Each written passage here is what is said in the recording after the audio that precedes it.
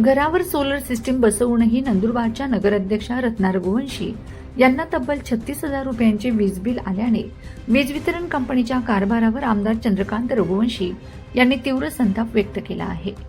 Solar system बसवूनही एवढे मोठे वीज बिल येत असेल तर सर्वसामान्य नागरिकांनी सोलर बसवून नेमका फायदा काय घ्यायचा असा सवाल त्यांनी उपस्थित केला।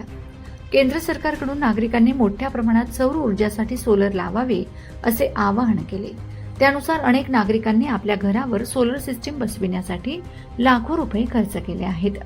मात्र सोलर बसविल्यानंतरही चुकीची किंवा अवाजवी वीज बिले येत असतील तर नागरिकांच्या पैशांचा मोठ्या प्रमाणात चुराडा होत असल्याची टीका आमदार रघुवंशी यांनी केली।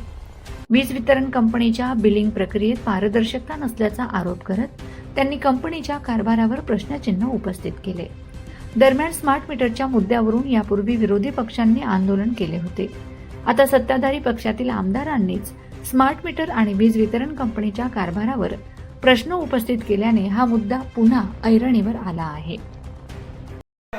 शासन जरी आम्ही असलो तरी सुद्धा स्मार्ट मीटरचं बिल आवाजही येत आहे। माझ्या स्वतःच्या घरी सोलर सिस्टीम बसवली आहे पूर्ण क्षमतेने, पण दुर्दैवानं मला स्वतःला सुद्धा या शहराची नगराध्यक्ष सौ रत्ना रघुवंशीला सुद्धा 36,000चं महिन्याचं लाईट बिल आलेलं आहे।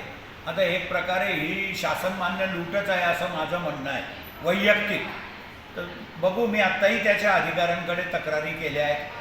मी DPTC मध्ये सुद्धा मांडणार होतो, पण पालकमंत्र्यांनी मोदयांनी सांगितलं की आपणच शासनामध्ये आहोत तर कशाला हा विषय काढतात इथं, म्हणून मी बोललो नाही।